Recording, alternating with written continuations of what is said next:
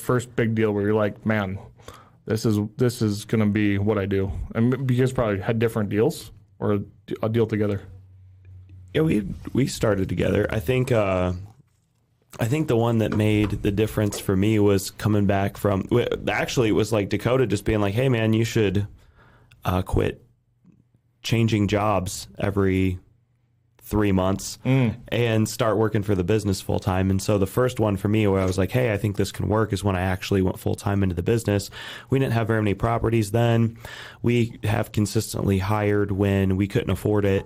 And I was just like, man, I don't know what's going to happen if I go full time into the business and we end up going bankrupt. And Dakota's like, dude, we only have 3 houses. It's not that big a deal.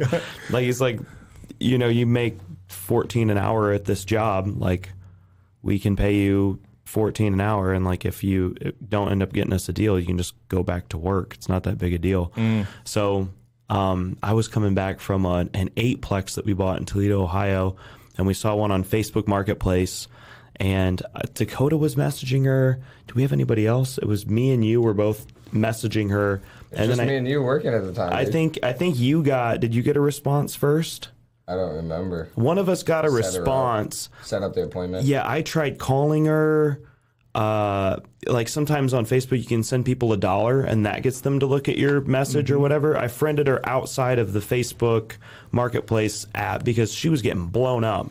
You post anything on Facebook Marketplace for a good deal, you're getting blown up. But a lot of those people on Facebook Marketplace, a lot of those like newbies and people who are just getting started, well, some of them are actual people who want to flip and stuff, but they're asking stupid questions. They're like, does it have gas heat or is it, you know what I mean? Yeah. They're like, is it is it a well or is it on city water? And they're asking stupid questions. And so I think either Dakota or I got to them.